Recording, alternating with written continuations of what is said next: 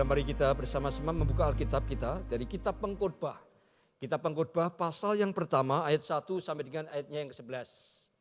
Pengkhotbah pasal yang pertama ayat 1 sampai 11. Mari saudara dengan Alkitab yang terbuka, baik Alkitab elektronik maupun Alkitab yang tercetak, kita boleh membaca secara bergantian. Saudara. Saya akan membaca mulai ayatnya yang pertama, saudara ayat kedua dan bergantian sampai dengan ayatnya yang ke-11. Pengkhotbah pasal yang pertama ayat pertama demikian firman Tuhan. Inilah perkataan pengkhotbah anak Daud raja di Yerusalem.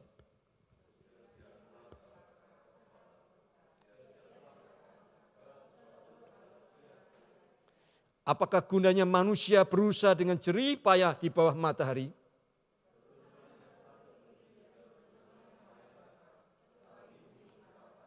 Matahari terbit, matahari terbenam, lalu terburu-buru menuju tempat ia terbit kembali.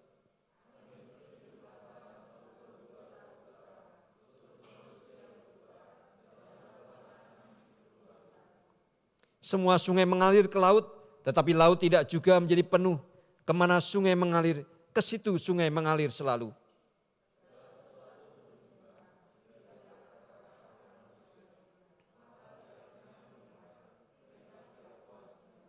Apa yang pernah ada akan ada lagi, dan apa yang pernah dibuat akan dibuat lagi. Tak ada sesuatu yang baru di bawah matahari.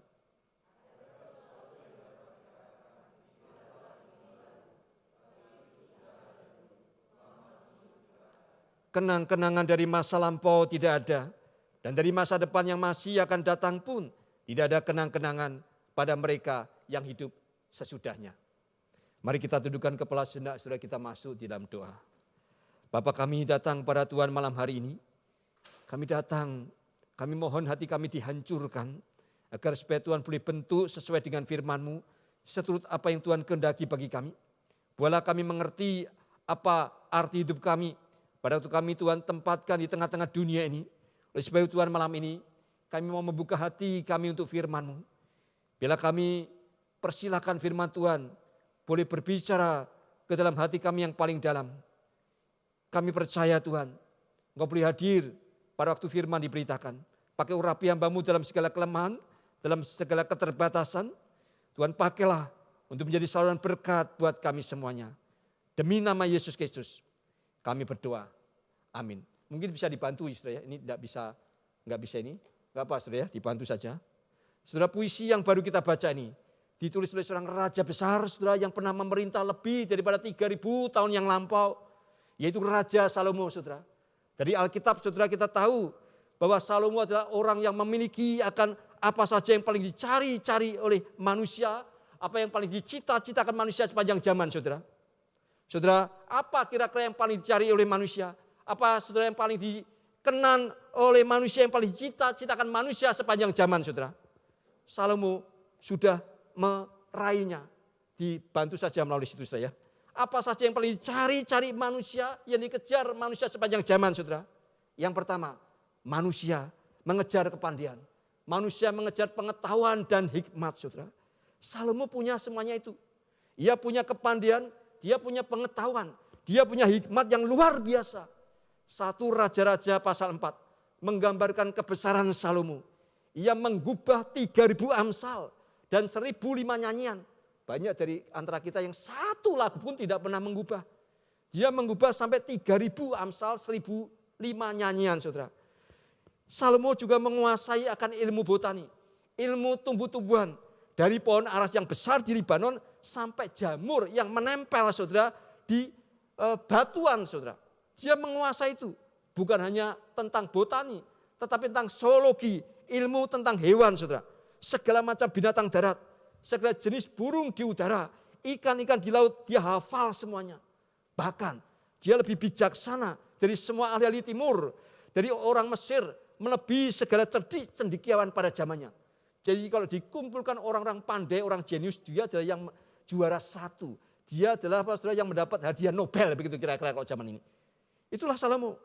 Kita mungkin juga sudah pernah mendengarkan cerita waktu Salomo menyelesaikan perselisihan 2 orang perempuan sundal yang memperebutkan bayi mereka, saudara. Dia begitu punya hikmat yang luar biasa, sehingga dia bisa bertindak dengan sangat adil sekali. Dan karena hikmatnya itulah, maka Salomo menjadi apa saudara? Ini yang dicita-citakan orang. Yang kedua, yaitu menjadi sangat terkenal. Dia punya popularitas. Dia menjadi sangat terkenal saudara. Itu yang dicita-citakan manusia saudara sepanjang hidup ini. Selain saudara tadi adalah hikmat pengetahuan, maka manusia mengejar yang namanya popularitas, namanya nama besar. Bukankah itu yang dikejar banyak orang? Dia mendapatkan nama di antara segala bangsa di sekelilingnya. Itu popularitas sekali, dicatat dalam 1 Raja pasal 4 saudara. Selain segala raja bangsa-bangsa di sekeliling dia, yang terkenal pada masa itu, yang berbudaya tinggi pada masa itu, semuanya mendengarkan hikmatnya. Dan setelah mereka mendengar hikmat Salomo, mereka takluk. Dan kemudian sebagai tanda lalu memberikan upeti kepada dia saudara. Sampai begitu terkenalnya, maka sampai jauh-jauh datang seorang ratu dari negeri Sheba. Dan waktu dia datang, dia melihat bagaimana Salomo memperlakukan akan pegawainya. Bagaimana pegawainya melayani dia. Maka dia mengatakan, dulu aku hanya dengar dari jauh. Sekarang aku melihat sendiri. Betapa luar biasanya hikmatmu. Dia takluk saudara. Takluk bukan karena pedang. Takluk bukan karena apa? Bukan karena akan peperangan. Tapi takluk karena melihat hikmatnya Salomo. Luar biasa. Raja Daud untuk menaklukkan dia harus pakai pedang.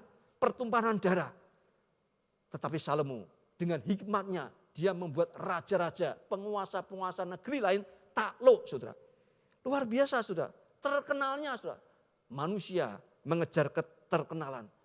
Yang ketiga saudara, apa saudara yang paling dikejar? Dicari oleh manusia sepanjang zaman ini. Zaman Salomo sampai zaman sekarang. Yang ketiga, selain kepandaian dan popularitas, maka manusia mengejar yang namanya kekayaan. Manusia memimpikan punya kekayaan yang besar saudara. Salomo punya banyak, bahkan sangat melimpah. Dia sangat kaya saudara. Begitu banyak harta benda yang melimpah. 1 Raja pasal 4 ayat 22 dan 23.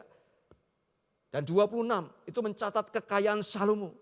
Dikatakan makanan satu hari saja 30 kor tepung terbaik. 60 kor tepung biasa, 10 ekor domba, rusa, kijang, rusa dandi, dan gangsa piaraan. Ini artinya tiap hari pesta. Karena dia punya banyak pegawai, maka tiap hari pesta. Bayangkan saudara, segitu banyak makanan untuk satu hari saja. Betapa kayanya. Lalu juga dia punya kuda. Kuda berapa kandangnya? 40 bukan. 400 bukan, 40.000 kandang. Saya tidak pikir, 40.000 garasi kalau zaman sekarang. Berarti mobilnya 40.000 begitu ya kendaraannya. Dan dia punya apa? 12.000 orang berkuda. Makanya saya bayangkan gimana bisa membayar segitu banyaknya. Luar biasa kayanya. Tidak ada manusia zaman ini yang punya 40.000 kandang, 40.000 garasi saudara ya, untuk tunggangannya. Salomo punya itu saudara. Bahkan dikatakan saudara, bukan itu saja. Ya, dikatakan dia punya istana yang sangat megah. Dan dialah yang juga membangun bait Allah yang megah dan yang mahal saudara. Itu Salomo. Sudah punya kekayaan yang luar biasa yang dikejar dicari manusia. Apalagi saudara yang dikejar cari manusia. Selain saudara kepandaian, popularitas, kekayaan. Maka manusia mengejar kekuasaan dan jabatan yang tinggi. Salomo juga memilikinya. Dia punya kuasa yang sangat besar. Karena dia adalah raja yang sangat besar. Saudara. Raja yang sangat agung. 1 Raja-Raja pasal 4 ayat 21. Itu mencatat Salomo berkuasanya atas segala kerajaan. Mulai dari sungai Efrat sampai negeri orang Filistin. Sampai tapal batas Mesir. Dan mereka menyampaikan upeti dan tetap takluk kepada Salomo seumur hidupnya saudara. Dan juga dikatakan di Raja-Raja 4 ayat 25. Sehingga orang Yehuda dan orang Israel diam dengan tentram. Masing-masing di bawah pohon anggur dan pohon aranya. Dari Dan sampai Berseba seumur hidup Salomo. Artinya Salomo mampu menjamin keamanan seluruh rakyatnya selama dia hidup. Luar biasa saudara. Daud pun harus sampai mati-matian saudara. Tapi Salomo bisa menjamin keamanan negerinya saudara, selama dia hidup saudara. Saudara, 4 hal ini yang dikejar oleh manusia. Manusia mengejar kepandaian, mengejar popularitas, kekayaan, kekuasaan. Kalau saya punya hikmat yang luar biasa, saya punya nama besar terkenal, apapun bisa laku. Banyak orang melalui TikTok, melalui YouTube, kalau terkenal apapun saudara bisa laku saudara. Punya kekayaan sangat besar, punya kekuasaan dan jabatan yang begitu tinggi. Apakah hidup itu akan puas saudara? Ternyata tidak cukup sampai situ. Kenapa?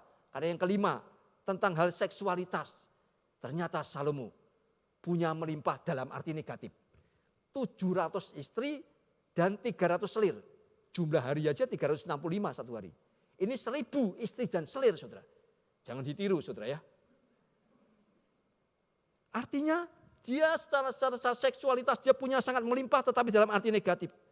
Saudara bayangkan, Salomo punya apapun yang diinginkan manusia di segala zaman dalam dunia ini, saudara.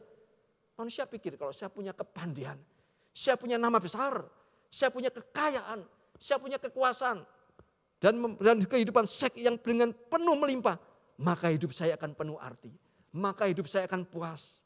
Kalau kita mau jujur, bukankah semua itu, saudara, yang sesungguhnya dicari-cari manusia sepanjang zaman? Banyak orang hidup mengejar gelar, banyak orang mengejar kuasa, banyak orang memaksa diri, bekerja sangat keras untuk melengkapi diri. Demi apa? Demi mengejar popularitas, saudara. Zaman sekarang banyak anak-anak muda yang mengejar, saudara, tidak mau bekerja seperti pada generasi-generasi sebelumnya. Mereka mengejar popularitas melalui media-media online, saudara. Karena ketika populer, saudara, itu apa saja, saudara, bisa dijual, saudara. Banyak orang mengejar kepuasan seks di mana-mana. Raja Salomo sudah punya semua ini, sudah semua. Bahkan dia punya sejak usianya masih muda. Semuanya sudah dia dapatkan, saudara. Tetapi apa kesimpulannya tentang hidup ini, saudara? Salomo pada waktu dia bertambah tua, dia memutuskan untuk tidak mengabaikan kenyataan hidup ini. Dia mengajak kita semua untuk merenungkan sejenak akan hidup kita ini. Mengapa saya ada dalam dunia? Untuk apa saya ada dalam dunia? Apakah dengan memperoleh kepandaian, memperoleh gelar, memperoleh menjadi terkenal, berkuasa, punya banyak istri atau suami, maka otomatis hidupku akan bahagia, hidupku akan bermakna, hidupku akan berarti. Dan sesungguhnya untuk apa saya ada dalam dunia ini? Dan mau kemana hidup saya ini nanti? Saudara, ini pertanyaan terbesar, pertanyaan terpenting, saudara, yang sering kali tidak pernah kita pikirkan. Bukan hanya tidak pernah, tetapi tidak berani kita pikirkan, saudara. Bila hari ini, saudara, malam hari ini, di tengah-tengah segala kesibukan kita, setelah kita bekerja, setelah kita beraktivitas apapun sepanjang hari ini, kita luangkan waktu beberapa menit untuk merenungkan arti hidup kita, saudara. Dan kita mohon Roh Kudus di dalam beberapa menit ini, memakai waktu kita yang sementara ini, yang sangat terbatas di dalam kesementaraan ini, untuk memikirkan hal yang punya nilai yang kekal, saudara. Saudara yang dikasihi Tuhan, ayat 2 Pengkhotbah 1 ayat 2 mengatakan, kesia-siaan belaka, kata pengkhotbah, kesia-siaan belaka, segala sesuatu adalah sia-sia. Bagaimana mungkin seorang seperti Salomo yang sudah punya 5 hal yang dikejar-kejar manusia sepanjang zaman bisa mengatakan kesia-siaan belaka, kesia-siaan belaka, kesia-siaan belaka. Kalau yang mengatakan ini pengemis, yang untuk makan pun saudara dia harus minta-minta, kita mungkin bisa maklum. Tapi kalau mengatakan seorang raja besar sebagai Salomo, kita tentu tersentak. Kenapa orang seperti dia bisa mengatakan kesia-siaan belaka, segala sesuatu sia-sia. Dalam bahasa Ibraninya sudah muncul 5 kata sia-sia, habal-habalin. Vanity of vanities, vanity of vanities, all is vanities. Kalau kita kata habal-habalin, kata dasarnya Habel. Kalau kita mendengar kata Habel, kita ingat kisah Kain dan Habel. Habel hidupnya sangat singkat dibandingkan orang-orang sejamannya. Makanya Habel itu berarti tidak bersubstansi, cepat berlalu, temporer. Hidupnya begitu singkat, luar biasa. Saudara, maka di sini Pengkhotbah Salomo mau mengatakan bahwa hidup ini kalau kita melihat secara mendalam, hidup ini ibarat apa? Ibarat sebuah kepulan asap. Bagaikan embun yang ada pada dini hari ketika kemudian matahari datang maka lenyap. Bagaikan hembusan angin, saudara, yang lenyap. Saudara, hidup ini sekejap. Hidup ini tidak bersubstansi, saudara. Hidup ini begitu singkat. Kita bekerja dari muda sampai tua. Hanya untuk apa? Hanya untuk akhirnya sakit. Dan kita harus setor ke rumah sakit, setor ke dokter, saudara. Tidak bisa menikmati, saudara. Sebelum kita sadar sebetulnya, hidup ini sudah berlalu. Tiba-tiba kita menjadi tambah tua. Tiba-tiba kita menjadi menurun kekuatan kita. Lutut kita tidak kuat lagi. Mata kita tidak lagi sejelas seperti dulu. Telinga kita sudah mulai kekurangan. Kita tidak punya kekuatan lagi seperti itu. Tiba-tiba hidup kita sudah berlalu, sudah.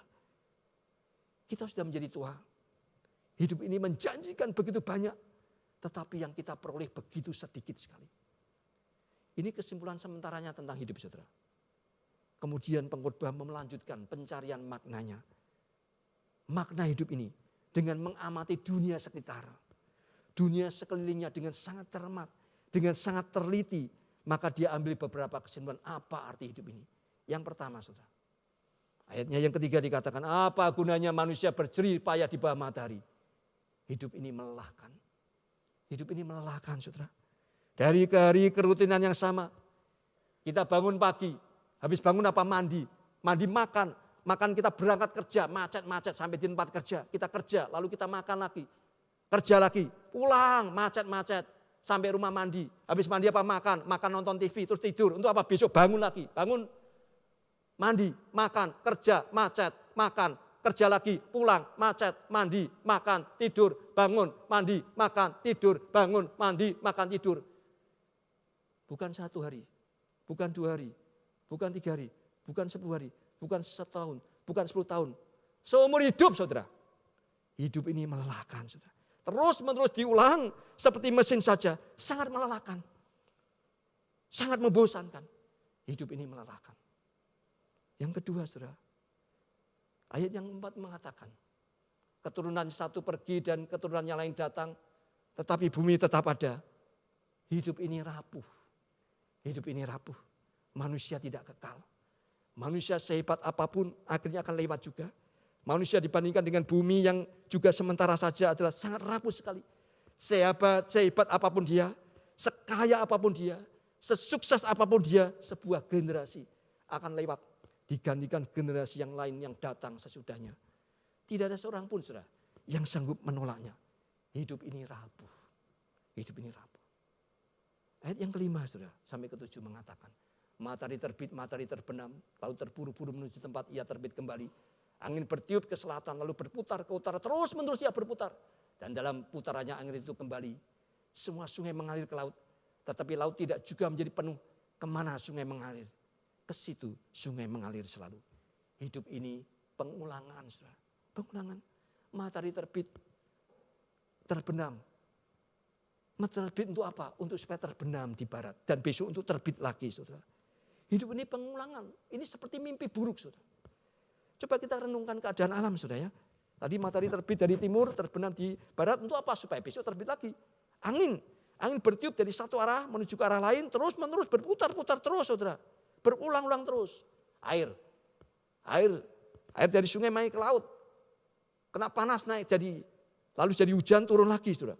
Terus menerus. Berulang-ulang. Ini sungguh membosankan. Hidup ini pengulangan. Lalu apa arti hidup ini? Ayat yang ke-8. Segala sesuatu menjemukan sehingga tak terkatakan oleh manusia. Mata tidak kenyang melihat, telinga tidak puas mendengar. Hidup ini tak pernah puas. Mata, coba mata.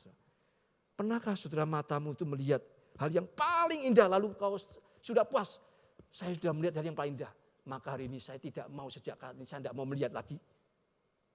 Atau telinga saudara mendengar musik yang paling indah lalu mengatakan saya sudah puas, maka mulai saat ini saya tidak mau mendengar lagi. Atau lidah kita makan makanan, cari makanan yang enak, setelah kita makan enak kita mengatakan saya sudah menemukan makanan yang paling enak, maka sekarang saya puas, saya tidak akan makan lagi. Tidak, bukan, saudara. Kita masih terus, saudara, terus ingin dan terus ingin. Mata kita masih terus ingin melihat yang lebih dan lebih lagi, tak pernah puas. Panca indera kita tidak akan pernah puas, saudara. Saudara, ada sebuah filsafat Tiongkok kuno. Ini sebuah dongeng, saudara, tapi ada maknanya yang kita bisa pelajari darinya. Ada sebuah filsafat kuno yang Tiongkok kuno yang mengatakan konon dulu usia sebuah makhluk itu sama 25 tahun. Baik manusia maupun hewan, kalau sudah 25 tahun maka dia mati. Dibatasi usia 25 tahun. Nah, manusia kemudian pikir-pikir kalau 25 tahun itu baru apa? Baru lulus kuliah. Baru kerja berapa tahun. Mungkin banyak belum sempat menikah. Kalau mati sayang. Terlalu muda, saudara. Maka protes kepada Pak Dewa. Mereka ingin menganggap usia 25 tahun itu terlalu apa? Terlalu muda. 25 tahun sedang kuat-kuatnya. Terlalu muda untuk mati pada usia 25 tahun. Bertepatan itu datang seekor kuda. Kuda justru sebaliknya kalau saya hidupnya 25 tahun. Terlalu lama. Karena hidupnya apa? Hidupnya itu dicambuk, ditali kekang, bekerja sangat keras. Terlalu lama. Maka dia minta kalau boleh hidup saya cuma 10 tahun saja. Dikurangi 15 tahun. Sang dewa mengatakan kebetulan. Manusia minta tambahan 15 tahun. Maka diambil usia kuda. Diberikan kepada manusia. Jadi usia manusia sekarang berapa saudara? 25 tambah 15 berapa? 40 tahun. Maka pada usia 40 tahun manusia begitu kuat laksana kuda. Saudara. Melembur pun kuat. Saudara. Bekerja tidak kenal lelah. Sampai lembur pun dia mampu. Pertanyaannya apakah manusia puas? Saudara? 40 tahun lalu dia mati? Tidak puas. Tidak puas. Saudara. Kemudian datang seekor sapi. Sapi minta juga sudah dikurangi 15 tahun. Maka 15 tahun sama manusia, usia sapi ditambahkan pada manusia. Usia manusia berapa sudah? 55 tahun sudah. Makanya tidak heran kalau pada usia 55 tahun manusia suka diperas. Peras oleh istri, diperas oleh mertua, diperas oleh apa? Sanak saudara. Meskipun begitu puas, tidak puas saudara. Manusia belum puas. Manusia masih tetap mau minta tambahan usia lagi. Maka datang seekor anjing. Maka 15 tahun usia anjing ditambahkan pada manusia. Jadi usia manusia berapa sudah? Berapa? 70 tahun. Dan pada usia 70 tahun itulah manusia sering dijadikan penjaga. Penjaga rumah, penjaga cucu. Ya saat anak menantunya pergi. Apakah puas? Belum puas. Minta tambahan usia lagi. Maka datang seekor kera. Maka usia 15 tahun usia kera ditambahkan manusia. Usia manusia jadi berapa sudah? Berapa? 85 tahun. Maka pada usia 80 tahun itulah manusia sering berpindah-pindah. Dipindah dari anak yang satu, anak yang lain. Panti jompo satu, panti jompo yang lain. Saudara. Puas enggak saudara? Ceritanya mau tambah lagi? Mau tambah lagi saudara? Atau berhenti? Korbannya berhenti. Tambah lagi? Lanjutkan? Kalau enggak sudah berhenti saudara ya. Lanjutkan enggak saudara? Saudara belum puas? Itulah makanya manusia enggak pernah puas. Mau minta terus, saudara. Hidup ini tidak pernah puas, saudara. Itu kenyataan. Salomo punya hikmat yang luar biasa sejak 3.000 tahun yang lalu, bayangkan. Saudara. Ayat 9 sampai ayat 10 dikatakan, apa yang pernah ada akan ada lagi, dan apa yang pernah dibuat akan dibuat lagi. Tak ada sesuatu yang baru di bawah matahari. Adakah sesuatu yang dapat dikatakan, lihatlah ini baru? Tetapi itu sudah ada lama sebelum kita ada. Hidup ini monoton, saudara. Monoton. Orang mengatakan COVID, pandemi ini baru. Tidak, saudara. Pandemi semua pernah terjadi sebelumnya. Tahun 2018, 2019 itu Spanish flu. Flu Spanyol. Bahkan korbannya sampai 500 juta manusia itu terpapar. Itu katanya waktu itu jumlah manusia cuma 1,5 miliar. Berarti sepertiga 30% manusia terpapar dan yang meninggal 10% dari yang terpapar. 50 juta manusia mati karena Spanish flu. Lebih tinggi daripada korbannya pada zaman ini. Jadi tidak ada yang baru. Apa yang pernah ada akan ada lagi. Itu sudah ada dulu lama sebelum kita ada. Hidup ini monoton sesungguhnya. Yang terakhir saudara. Kalau terakhir berarti sudah mau selesai saudara ya. Ayat 11. Kenang-kenangan dari masa lampau tidak ada. Dan dari masa depan yang masih akan datang pun tidak akan ada kenang-kenangan pada mereka yang hidup sesudahnya. Apa arti hidup ini saudara? Hidup ini apa saudara? Hidup ini mudah dilupakan. Mudah dilupakan. Hidup ini mudah dilupakan. Hidup ini tak akan dikenang seterusnya. Ada orang berjasa besar, belum mati pun sudah turun jabatan, lama dilupakan, apalagi sudah mati. Hidup ini mudah dilupakan, saudara. Lalu bagaimana? Apakah saudara memang hidup itu tidak berarti? Apakah memang itu tidak, hidup ini tidak ada maknanya, saudara? Seperti dikatakan dalam kitab Pengkhotbah ini. Saudara, puji Tuhan. Hidup tidak hanya berakhir dengan cerita yang demikian. Itu bukanlah akhir daripada kisah hidup kita. Pengkhotbah yaitu Salomo. Tidak mengajak kita untuk hidup itu menjadi pesimis. Hidup menjadi skeptis. Tetapi Pengkhotbah mau membawa kita masuk kepada kenyataan hidup ini. Yang mau tidak mau harus kita jalani. Namun ada satu frase yang merupakan kunci mengapa Pengkhotbah Salomo sampai pada kesimpulan itu tadi. Sia-sia. Vanity of vanities. Vanity of vanities, all of vanities. Apa saudara? Ayat 3 dan ayat 9. pengkhotbah pasal yang pertama. Ayat 3 saya baca sekali lagi. Apakah gunanya manusia berusaha dengan jerih payah di bawah matahari? Ayat 9. Apa yang pernah ada akan ada lagi. Dan apa yang pernah dibuat akan dibuat lagi. Tak ada sesuatu yang baru di bawah matahari. Apa yang sama dari dua ayat ini, saudara? Frase kata apa yang sama dari dua ayat ini? Apa, saudara? Apa? Di bawah matahari. Di bawah matahari. Artinya apa? Pengkhotbah sampai mendapatkan kesimpulan tentang hidup semata-mata dari sudut pandang horizontal. Yaitu hidup tanpa campur tangan Allah. Hidup terpisah daripada Allah. Kalau hidup itu hanya secara horizontal. Dengan kekuatan sendiri menjalani hidup ini. Maka hidup akan berakhir dengan sia-sia. Bagaimanapun suksesnya dalam dunia pasti hidup menjadi hidup yang sia-sia. Hidup yang kosong. Jiwanya kosong.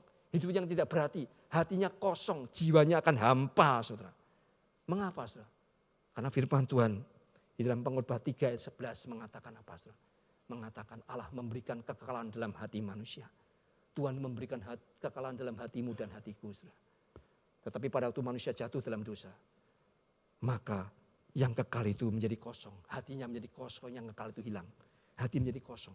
Dan sejak kekosongan hati itu manusia coba mengisi segala apa yang dia dapatkan dalam dunia ini untuk coba mengisi hatinya yang kosong itu. Dengan tadi 5 hal itu. Maka yang sementara itu tidak mungkin bisa memuaskan akan kebutuhan kita yang kekal itu. Karena semua yang dalam dunia adalah sementara. Dan yang sementara itu tidak dapat memuaskan kebutuhan kita akan yang kekal. Saudara. Maka 5 hal tadi yang paling dicari manusia adalah hal yang bersifat sementara. Tidak mampu memuaskan hati kita yang kosong. Sesukses apapun, kalau dia hidup secara horizontal tanpa Tuhan, jiwanya akan kosong, hatinya kosong. Di tengah malam dia akan terbangun dan dia tidak tahu apa arti hidup saya. Saudara, inilah juga yang dicari oleh seorang muda yang kaya, yang berlari-lari datang kepada Yesus. Dia bertanya, bagaimana memperoleh hidup yang kekal? Pemuda ini punya kekayaan, punya kesehatan, punya kesuksesan dalam usia masih muda. Saudara. Bahkan dia punya moral yang baik. Karena dia menuruti akan hukum-hukum Musa. Saudara. Hukum ke-5 sampai hukum ke-10. Dia turuti itu. Tetapi semua yang dia punya tidak memberinya kepenuhan dan kepuasan itu. Maka dia datang kepada Yesus berlari. Dia mengatakan, Tuhan, apa yang harus kau perbuat supaya aku peroleh hidup yang kekal? Karena dia punya hati yang kosong. Dia rasa hidupnya tidak ada artinya. Saudara. Dia punya apapun yang diinginkan oleh manusia segala zaman. Muda, kaya, sehat, jabatan tinggi karena sebagai pemimpin, bermoral, berakhlak. Tetapi saudara, dia datang kepada Yesus. Mengapa? Karena kekekalan dalam hatinya belum terisi oleh roh yang kekal. Dia belum memperoleh jaminan hidup yang kekal. Mengapa? Karena dia belum terima Yesus sebagai Tuhan dan Juru Selamatnya dalam hati dia. Tidak ada Roh Kudus yang kekal di dalam hatinya yang kosong. Saudara yang saya kasih dalam Yesus Kristus, saudara yang ada di gereja maupun saudara yang ada dimanapun saudara yang mengikuti kebaktian doa ini secara online. Maukah saudara temukan arti hidupmu? Maukah saudara mendapatkan kepenuhan hidup di dalam hatimu? Maukah engkau memperoleh jaminan hidup yang kekal mulai saat ini? Bukan menantikan nanti saudara, tetapi saat ini saudara. Maka buka hati. Persilakan dia sungguh-sungguh menjadi Tuhan. Menjadi juru selamat yang bertata di dalam hatimu. Jika ada dosa, bertobatlah, tinggalkan dosamu. Datang kepada Tuhan. Saudara. Datang kepada Tuhan. Akui dia sebagai Tuhan. Yang sungguh-sungguh mempertuhankan dia di dalam seluruh kehidupan kita. Maka hidup kita tidak akan menjadi kosong lagi. Tuhan Yesus pernah berkata, salah satu alasan kenapa dia datang ke dalam dunia. Dia mengatakan, aku datang. Jadi kita hidup bukan under the sun, tapi under the sun. Bukan di bawah matahari, tapi di bawah anak Allah. Saudara. Yesus pernah datang dan dia berkata, aku datang supaya kamu mempunyai hidup dan mempunyai dalam segala kelimpahan. Kali ini saya tidak menjelaskan apa itu arti hidup yang berkelimpahan. Tapi Tuhan datang supaya kita punya hidup yang berarti. Bukan hidup yang biasa, bukan hidup yang sia-sia. Tetapi hidup yang berkelimpahan, hidup yang penuh limpah rahmat Allah. Karena hidup kekal itu sudah dikaruniakan pada barang siapa yang percaya sungguh-sungguh kepada Tuhan. Maukah saudara kita sekali lagi hati kita disegarkan. Biarkan dia bertata, biarkan dia memimpin akan kehidupanmu. Maka engkau akan mengalami kehidupan yang penuh berkelimpahan. Kiranya Tuhan memberkati firman-Nya yang boleh menolong kita saat ini untuk kita berdoa secara pribadi di hadapan Tuhan.